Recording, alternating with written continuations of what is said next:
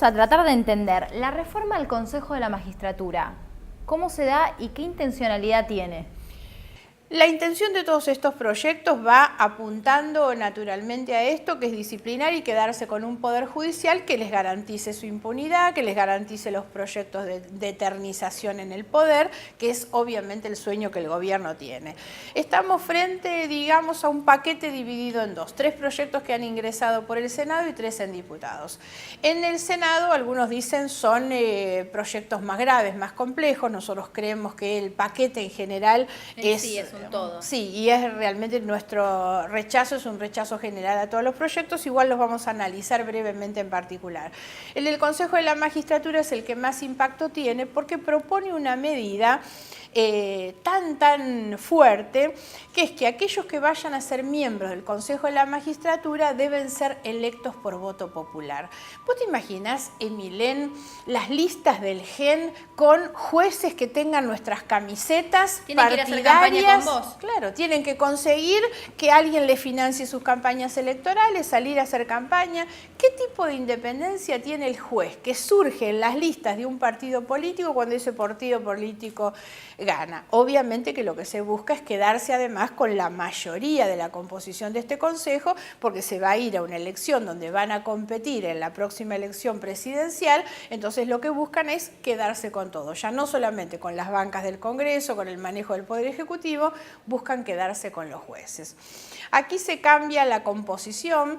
Hay que recordar además que el kirchnerismo ya modificó la composición del Congreso, pero lo hizo al revés. En la época de Néstor Kirchner el Consejo tenía 20 miembros y fue llevado a 13 justamente porque en los 20 el kirchnerismo no tenía mayoría. Se llevó a 13, con eso pudieron manejar las mayorías, y no hay que olvidarse que la función primordial del Consejo de la Magistratura es promover y remover a los jueces. Imagínate tener esa carta en la mano, que es decir, todos los jueces están dependiendo hoy de las mayorías del Consejo de la Magistratura. Llevar a la elección popular a todos sus miembros rompe además el equilibrio que la Constitución establece como uno de los requisitos del Consejo de la Magistratura. La Constitución dice que la composición de ese Consejo tiene que resguardar el equilibrio entre los que son electos por voto popular, se está refiriendo a los que vienen designados por el Congreso de la Nación, como es actualmente, los diputados y senadores que lo integran, pero dice equilibrio entre estos, los jueces y los abogados.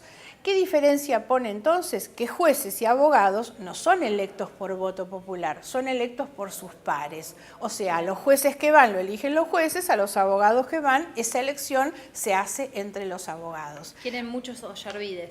Muchos Ollarvides. Imagínate, van a tener que blanquear en algún momento Ollarvide en qué lista pertenece. Planteamos la posibilidad de que se elija en forma directa a los consejeros dentro de las listas de los partidos. Bueno, podría haber un consejo vinculante integrado por organismos de derechos humanos, por trabajadores, por ciudadanos calificados, Adolfo Pérez Esquivel, por decir, Nora Cortiña, dirigentes sindicales calificados o representativos y representantes de la sociedad, integrantes de un consejo que diga, previo a que quien se quiere presentar de candidato, si ese candidato que se quiere presentar en la sociedad es una mujer o un hombre digamos, de una acendrada fe democrática, si es respetuoso de los derechos humanos, si no ha sido abogado de una multinacional, si no ha sido ex funcionario de un gobierno de dictadura, como pasa en muchos momentos que se reciclan. Entonces, de esos candidatos, ya que los quieren elegir, deberían ser previamente analizados por un consejo representativo de la sociedad que diga, este señor, esta señora, puede ser candidato porque es realmente un ciudadano habilitado que no ha estado comprometido con cuestiones de corrupción o cuestiones antidemocráticas. El otro proyecto, que hay que leerlo también en la misma sintonía, es la creación de los tribunales de casación. ¿Qué significa?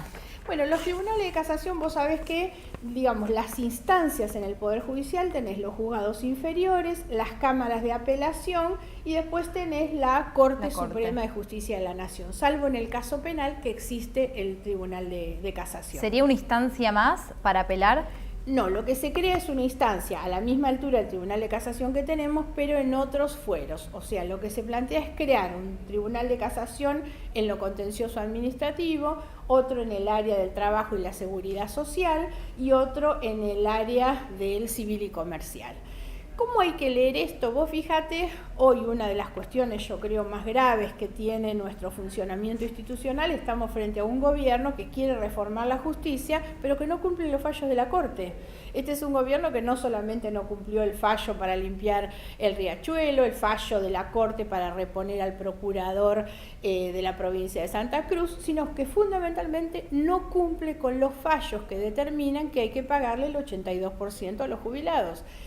Es mucho más inhumana la cuestión todavía. Especulan con la edad de los abuelos para que vayan perdiendo su vida y obviamente sus chances de cobrar, de reclamar la recomposición de sus haberes.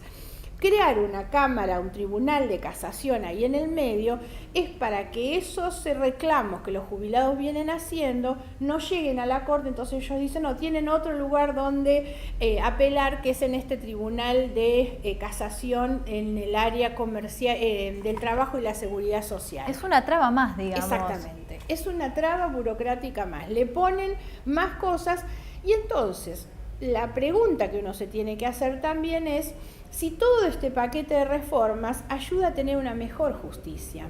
Para eso hay que identificar cuáles son los problemas de la justicia. El primer problema es la lentitud, y una justicia lenta no es justicia. Y con estas trabas lo que se va a hacer justamente es hacer más lentos los procesos. El otro problema de la justicia es su accesibilidad. Que todas las personas, sobre todo los sectores más humildes, puedan encontrar en la justicia la defensa de sus derechos. El tercero de los proyectos que está en el que acaba de salir, o que ha sido propuesto e ingresado en el Senado, es el que se llama la reglamentación de las medidas cautelares. ¿Qué es una medida cautelar? Es el recurso que tiene una persona para reclamar frente a un juez cuando alguien le ha dañado un derecho, le afecta el ejercicio de un derecho. Y tiene entonces la posibilidad a través de una medida cautelar de obtener un resguardo a su derecho, a un bien o algo anticipado al procedimiento. Aquí está claro que lo que se cuela es la disputa del poder entre el gobierno y el Grupo Clarín, porque el gobierno termina siendo perdidoso en esa pelea porque no ha conseguido levantar la medida cautelar que obtuvo el Grupo Clarín en la justicia para que no se le aplicara la ley de medios hasta que se resuelva el tema de su constitucionalidad o no. Ahora, esto también hay que leerlo y voy a tomar como ejemplo el caso de la tragedia de Once y la causa judicial de la tragedia de Once, porque en el medio hay también una discusión que es la reforma del Código Civil y Comercial, que también se vende con títulos lindísimos, ¿eh? La reforma del Código Civil y Comercial es muy buena en materia de familia, tiene realmente la incorporación de mecanismos muy modernos en cuanto a los derechos individuales y también colectivos, pero tiene un tema que a mi juicio es gravísimo, que es, termina eliminando la responsabilidad del Estado por las acciones irregulares de los funcionarios públicos. Leyendo eso en la clave, digamos, de lo que fue la tragedia de Once, le elimina las responsabilidades. Las responsabilidades. Ahí hay claramente un accionar irregular de los funcionarios con mucho daño, con mucho perjuicio para las víctimas, para sus familiares. Si avanza la reforma del Código Civil, el Estado no será más responsable frente a esta situación y no podrá nadie pedir una medida cautelar si se aprueba este proyecto para resguardar los derechos de las personas. En el tema de las cautelares, además de ser un proyecto muy malo técnicamente, pensado a las apuradas en un tema que en última instancia ha sido el único modo como los litigantes más desfavorecidos han logrado perforar la ineficacia de la justicia, además de esta mala técnica que tiene, yo creo que hay en el fondo un problema ideológico que tiene que ver con esto que ha sucedido con la puesta en cuestión de la Corte Interamericana de Derechos Humanos, con el uso que se están haciendo de las proscripciones estas en otros países respecto de pueblos originarios, con la rara aprobación de la ley antiterrorista en nuestro país. Entonces uno que esto después va a Chile y encuentra 200 líderes mapuches presos por esta ley, en Ecuador encuentra exactamente lo mismo, es decir, está recorriendo América Latina un conjunto de baterías que se las presentan como nada, pero terminan siendo la estructura jurídica que es pensada para frenar las grandes movilizaciones que están a su vez poniéndole un coto a la depredación del extractivismo. Entonces eso, hay una cuestión ideológica atrás que se viene manifestando fuertemente en los últimos años, de lo cual este proyecto es una versión pobre y menor y mal hecha de esta cuestión. Los otros son proyectos menores que no merecerían una ley porque muchas de esas cosas ya se están haciendo y otras son cuestiones administrativas que se las puso porque se quería encubrir estas reformas, que en última instancia son como si a un abogado litigante le está yendo mal en un caso y pretende hacer una reforma judicial con las cosas que necesita para ganar su caso. No solamente envió el Poder Ejecutivo proyectos al Senado, también en diputados. ¿Cuál es lo más importante de la publicidad de las declaraciones juradas de los funcionarios? Bueno, este es otro de los proyectos que tiene un lindo título. ¿Quién podría negarse a la publicidad de las declaraciones juradas de los funcionarios? Sobre todo si en esa publicidad se incluye a todos los funcionarios de los tres poderes.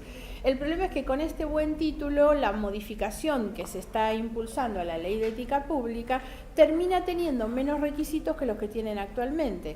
Porque ahora se dice, se va a asimilar la presentación que se hace como declaración jurada a la que se presenta en la AFIP. Cualquier ciudadano sabe que los formularios de la AFIP son muy confusos. Cualquiera sabe que hay muchos formularios en la AFIP y no dice nunca el proyecto si el formulario va a ser el que se presenta de bienes personales, el que se presenta de impuesto a las ganancias, sumado a que esos formularios nunca tienen la denuncia, la declaración donde, sobre dónde está ubicado el bien, en qué lugar, si tengo algún tipo de sociedad. O sea, hay una cantidad de datos que hoy estamos obligados a presentar y que a partir de esta reforma ya no van a estar. Entonces, en lugar de ser un avance, estamos frente a un retroceso.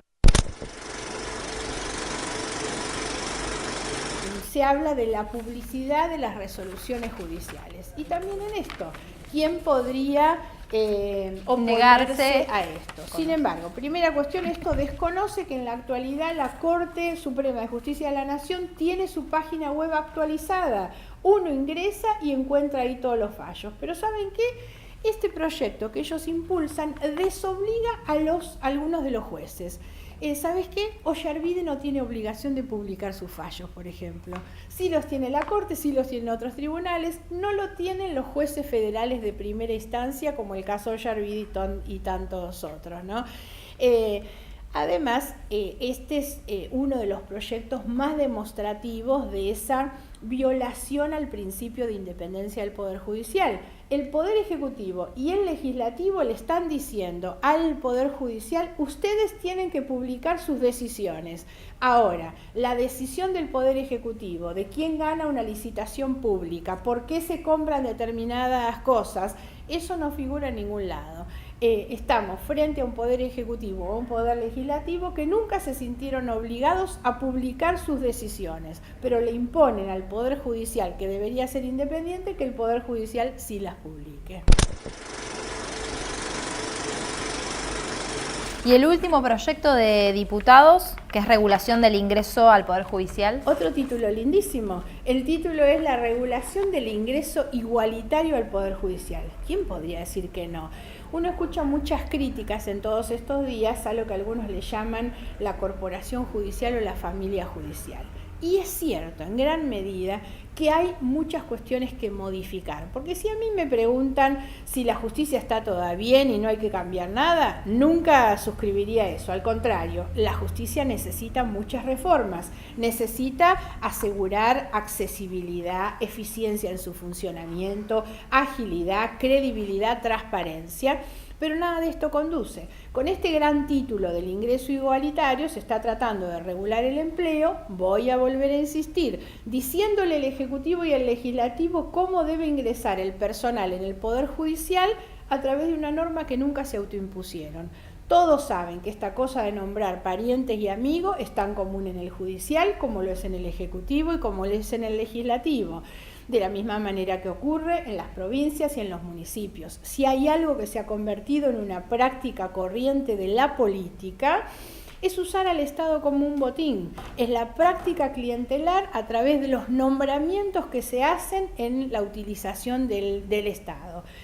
Ahora, cuando uno lee, además, porque hay que ir a la letra finita de los proyectos, hay muchas trampas por la vía de las excepciones. Por ejemplo, un juez, un fiscal, cuando designa a alguna de las personas, tiene la posibilidad de elegir de una lista. En algún momento habrás escuchado hablar de las ternas, cuando sí, alguien puede, frente a una terna, elegir uno. ¿Sabés cuántos les dan ahora para que elijan? 20.